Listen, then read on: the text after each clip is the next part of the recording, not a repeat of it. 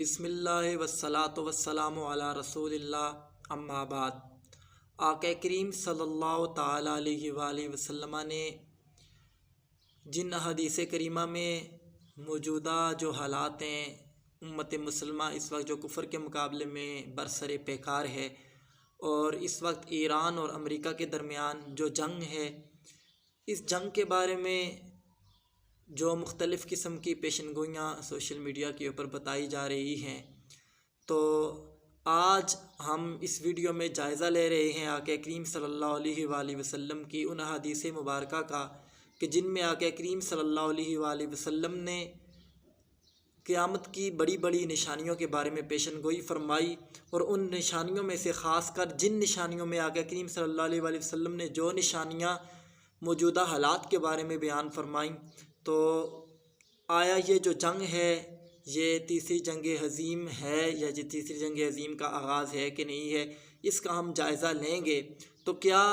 آگے کیا ہونے والا ہے، اور کیا امریکہ اور ایران کے درمیان صلح ہوگی کہ نہیں، تو آج کی اس ویڈیو میں خاص کر صرف صلح کے اعتبار سے کہ جو احادیث رومیوں کے ساتھ صلح کے بارے میں وارد ہوئی ہیں، خاص کر ان کے اوپر بات کروں گا کہ ملحمۃ الکبریٰ سے پہلے رومیوں کے ساتھ کتنی صلح کی جائیں گی، اور وہ کس نوعیت کی ہوں گی، اور اس صلح کی نشانیاں کیا ہوں گی، اور صلح کی شرائط کیا طے کی جائیں گی جو احادیث کریمہ میں صلح کے بارے میں بیان کیا گیا ہے کہ وہ صلح کس طریقے کے ساتھ ہوگی۔ تو اس صلح کے بارے میں بیان کرنے کی کوشش کروں گا اور ان حدیث کا جائزہ لینے کی کوشش کروں گا۔ حضور اقدس صلی اللہ علیہ وآلہ وسلم نے ارشاد فرمایا تھا کہ تم رومیوں کے ساتھ ایک صلح کرو گے، اور اس صلح کے بعد مسلمان اور رومی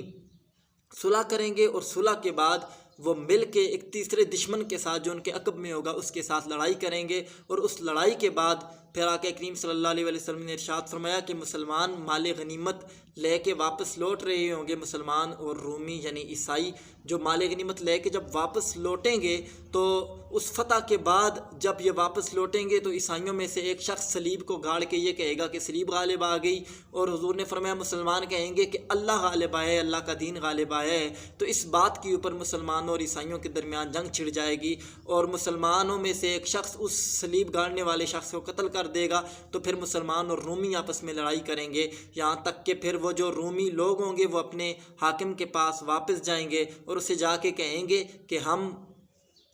تیرے ساتھ ہم متحد ہو کر مسلمانوں کے خلاف لڑنے کے لیے تیار ہیں۔ تو حضور نے فرمایا کہ پھر 80 جھنڈے ہوں گے، اور 80 جھنڈوں کے نیچے 12,000 کی افواج جمع ہوں گی۔ تو آج ہم صرف اس صلح کے بارے میں کہ یہ صلح کب ہوگی اور کس طریقے کے ساتھ ہوگی، تو یہ جو روایت ہے اس روایت کا ہم جائزہ لیتے ہیں کہ کون کون سی کتب حدیث میں یہ روایت موجود ہے۔ تو یہ جو روایت میں نے آپ کے سامنے پڑھی ہے کم و بیشنی الفاظ کے ساتھ، یہ روایت سنن ابو داؤد کے اندر موجود ہے۔ سنن ابو داؤد میں حدیث ہے 4292، اور سنن ابن ماجہ میں حدیث نمبر 4089 ہے، اور بہقی سنن کبریٰ کے اندر حدیث نمبر 18824 ہے۔ ابن ابی شیبہ میں حدیث نمبر 19795 ہے، اور کنز العمال میں حدیث نمبر 31537 ہے، اور اسی طرح کنز العمال میں حدیث نمبر 38463 ہے، اور ابن حبان میں حدیث نمبر 6708 ہے، اور مستدرک علی الصحیحین کے اندر حدیث نمبر 8298 اور 8299 ہے۔ یہ احادیث ہیں جن میں اس صلح کے بارے میں حضور اقدس صلی اللہ علیہ وآلہ وسلم نے پیشن گوئی فرمائی تھی کہ مسلمانوں اور عیسائیوں کے درمیان ایک امن کا معاہدہ ہوگا، اور یہ جو معاہدہ ہے اس کی مدت بھی ایک حدیث میں آقا کریم صلی اللہ علیہ وآلہ وسلم نے بیان فرمائی۔ اس کی مدت حضور اقدس صلی اللہ علیہ وآلہ وسلم نے 10 سال بیان فرمائی ہے۔ کنز العمال میں حدیث نمبر 31537 ہے کہ حضور اقدس صلی اللہ علیہ وآلہ وسلم نے ارشاد فرمایا کہ یہ جو معاہدہ ہوگا یہ 10 سال کے لیے ہوگا، اور اس معاہدے کی جو وفا کریں گے کفار وہ 2 سال تک کریں گے، یعنی عیسائی اور رومی 2 سال تک اس معاہدے کو وفا کریں گے، اس کے بعد وہ تیسرے سال اس معاہدے کو توڑ دیں گے، یا پھر فرمایا کہ وہ 4 سال تک اس معاہدے کو پورا کریں گے، اور 4 سال کے بعد اس معاہدے کو توڑ دیا جائے گا، اور 5ویں سال اس معاہدے کو توڑا جائے گا۔ کنز العمال میں یہ حدیث موجود ہے۔ تو یعنی حضور اقدس صلی اللہ علیہ وسلم نے فرمایا کہ یہ معاہدہ 10 سال کے لیے کیا جائے گا، یہ جو صلح ہوگی یہ 10 سال کے لیے کی جائے گی، لیکن اس معاہدے کو 2 سال بعد یا 4 سال بعد اس معاہدے کو کفار کی جانب سے توڑ دیا جائے گا۔ تو اس کے علاوہ ہم دیکھتے ہیں کہ کیا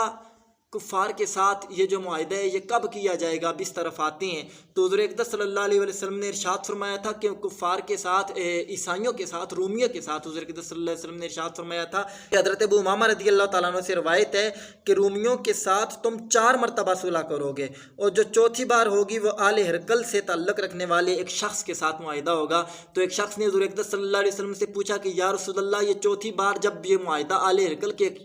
تعلق رکھنے والے ایک شخص سے ہوگا تو یہ معاہدہ کون کرے گا، اس وقت مسلمانوں کا حاکم کون ہوگا؟ تو حضرت اقدس صلی اللہ علیہ وسلم نے فرمایا کہ مسلمانوں کا حاکم ایک چمکدار روشن چہرے والا شخص ہوگا جس کی عمر 40 سال ہوگی، اور وہ سفید عبا پہنے ہوئے ہوگا، سفید کپڑوں میں ملبوس ہوگا۔ گویا کہ حضرت اقدس صلی اللہ علیہ وسلم کی یہ جو حدیث ہے اس سے یہ امام مہدی کی نشانیاں نظر آ رہی ہیں کہ جو چوتھی بار معاہدہ ہوگا وہ امام مہدی علیہ السلام بیت المقدس کے لیے چوتھی مرتبہ معاہدہ ان کے ساتھ کیا جائے گا، اور حضور نے فرمایا کہ یہ معاہدہ 7 سال تک قائم رہے گا۔ مجمع الزوائد میں حدیث نمبر 12419 ہے جو میں نے آپ کے سامنے پڑھی ہے کہ یہ معاہدہ 4 مرتبہ رومیوں کے ساتھ کیا جائے گا۔ اب دیکھتے ہیں ہم ذرا تاریخ کو اٹھا کے دیکھتے ہیں، تاریخ کی طرف نظر کرتے ہیں کہ مسلمانوں نے رومیوں کے ساتھ کب کب کس طرح سے معاہدہ کیا، کیونکہ حضور نے فرمایا تھا کہ 4 مرتبہ رومیوں کے ساتھ صلح کی جائے گی، صلح کا معاہدہ ہوگا۔ تو سب سے پہلا معاہدہ حضرت عمر رضی اللہ تعالیٰ عنہ نے رومیوں کے ساتھ اس وقت کیا کہ جب آپ نے بیت المقدس کو فتح کیا، تو بیت المقدس سب سے پہلے جب مسلمانوں نے فتح کیا تو بیت المقدس کی فتح وہ معاہدے کے ساتھ ہوئی تھی، صلح کے ساتھ ہوئی تھی، اور رومیوں نے مسلمانوں کے ساتھ جزیہ ادا کرنے کی شرط کو منظور کرتے ہوئے صلح کر لی تھی اور بیت المقدس کو مسلمانوں کے حوالے کر دیا تھا۔ تو سب سے پہلی صلح حضرت فاروق اعظم رضی اللہ تعالیٰ عنہ کے دور میں ہوئی ہے۔ جو دوسری صلح تھی وہ صلاح الدین ایوبی نے جب اس نے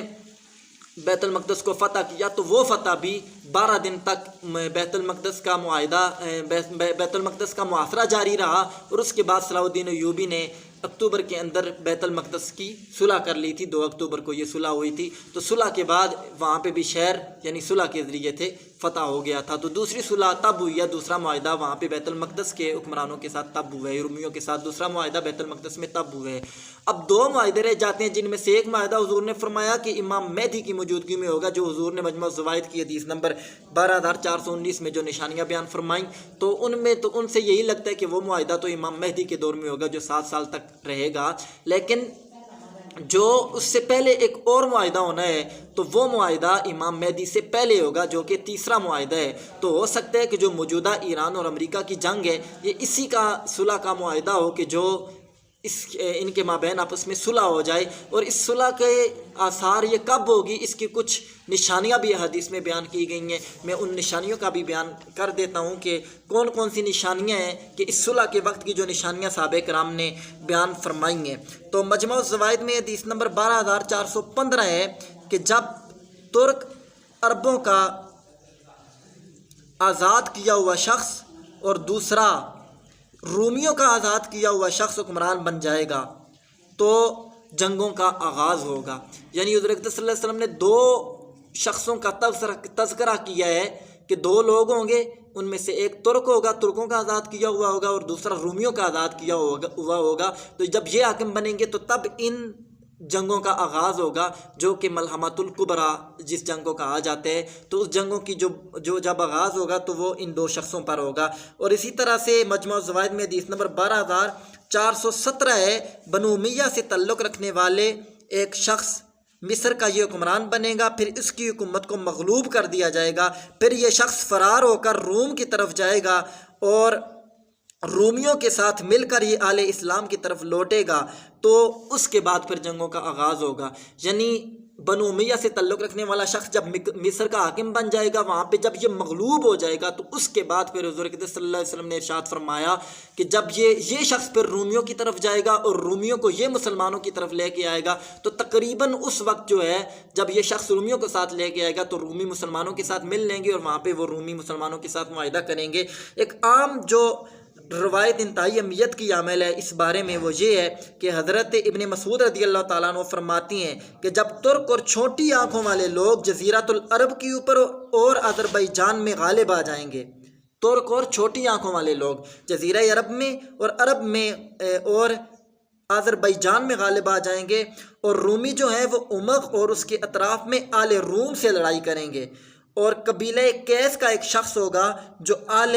کفسرین میں سے ہوگا، اور ایک سفیانی ہوگا جو عراق میں قتال کرے گا، ایران میں قتال کرے گا، تو حضرت ابن مسعود فرماتے ہیں کہ اہل مشرق ہر طرف سے اپنے دشمن کا دفاع کرنے کے لیے لڑ رہے ہوں گے۔ 40 دن تک یہ لڑائی جاری رہے گی، جب اہل مشرق ہر طرف سے دشمنوں کے ساتھ جب اہل مشرق کی لڑائی ہو رہی ہوگی، اور یہ لڑائی 40 دن تک حضرت ابن مسعود کے مطابق جاری رہے گی، اور پھر ان کے پاس کوئی مدد کرنے کے لیے نہیں آئے گا۔ تو حضرت ابن مسعود فرماتے ہیں کہ اس وقت اس شرط پہ صلح کر لی جائے گی کہ دونوں فریقین ایک دوسرے سے کہیں گے کہ ہم تمہیں کچھ بھی ادا نہیں کریں گے، تو یہ صلح کر لی جائے گی۔ تو یہاں پہ دو چیزیں ہیں کہ چھوٹی چھوٹی آنکھوں والے لوگ جزیرۃ العرب پہ غالب آ جائیں گے، اور دوسری یہ کہ آذربائیجان میں بھی وہ لوگ غالب آ جائیں گے، اور مشرق کے جو لوگ ہیں یہ اس وقت لڑائی کر رہے ہوں گے۔ تو اب اہل مشرق چونکہ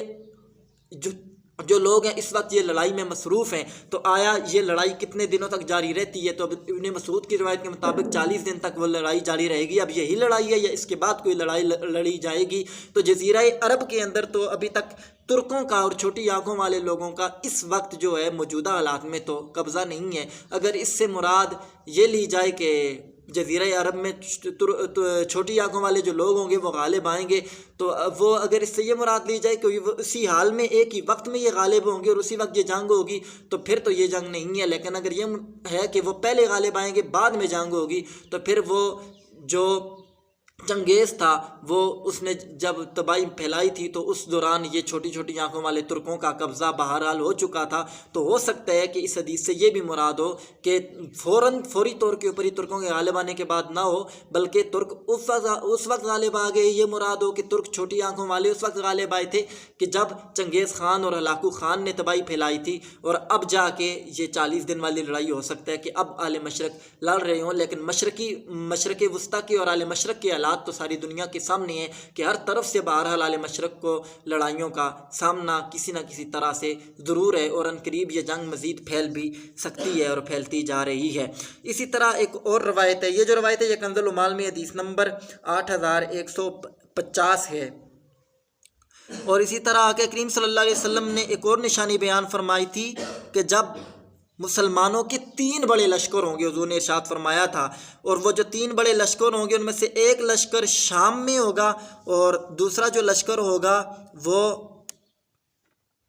ایک لشکر شام میں ہوگا، دوسرا لشکر مسلمانوں کا یمن میں ہوگا، اور تیسرا لشکر مسلمانوں کا عراق میں ہوگا۔ یہ بڑی اہم حدیث ہے کہ ایک لشکر شام کے اندر ہوگا، دوسرا یمن کے اندر ہوگا، اور تیسرا لشکر عراق کے اندر ہوگا۔ تو اس وقت عراق میں بھی مسلمان لڑائی کر رہے ہیں، اور اسی طرح شام میں بھی مسلمان لڑائی کر رہے ہیں، اور شام میں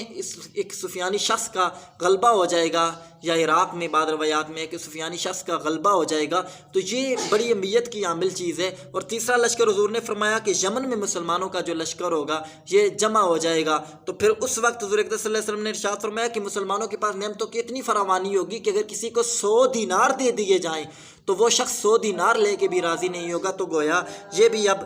یہ نشانی بھی پوری ہو چکی ہے کہ آج مسلمانوں کے پاس باقیتاً بہت زیادہ مال و دولت کی مسلمان طلب کرتے ہیں، اور اگر کسی کو لاکھوں پیسے بھی دے دیے جائیں تو وہ اسے کم سمجھتا ہے۔ تو حضور نے فرمایا کہ اس وقت شامیوں کے خلاف مسلمان لڑیں گے اور مسلمانوں کو فتح نصیب ہوگی۔ تو صحابہ نے عرض کی یا رسول اللہ کس طرح سے شامی جو لوگ ہیں یہ اب اتنے غالب ہیں دنیا کے اوپر، اس وقت غالب تھے چونکہ، تو کس طرح کوئی ان کے ساتھ لڑنے کی جرت کرے گا؟ تو حضور اقدس صلی اللہ علیہ وسلم نے ارشاد فرمایا تھا کہ اللہ کی قسم تم ضرور شامیوں کے ساتھ لڑو گے اور تم ضرور ان کے اوپر غالب آؤ گے، یہاں تک کہ ان گورے رومیوں میں سے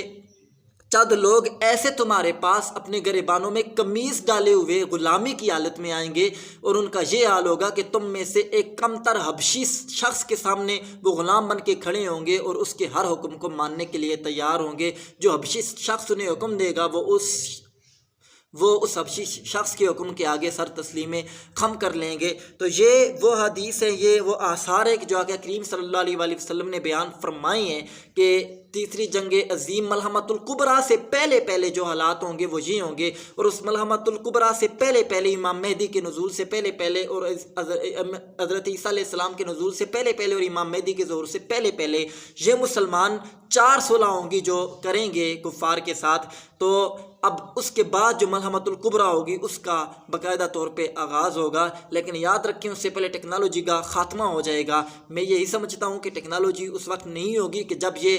80 جھنڈوں کے نیچے کفار کا لشکر جمع ہوگا انشاءاللہ۔ اس کے اوپر اگلی ویڈیو میں بات ہوگی کہ ملحمۃ الکبریٰ کس طرح سے لڑی جائے گی، کتنے کفار کی تعداد ہوگی۔ یہ اس سے پہلے جو صلح تھی اس کو میں نے بیان کیا ہے۔ اللہ تبارک و تعالیٰ کی بارگاہ میں دعا ہے کہ اللہ تبارک و تعالیٰ مسلمانوں کا حامی و ناصر ہو۔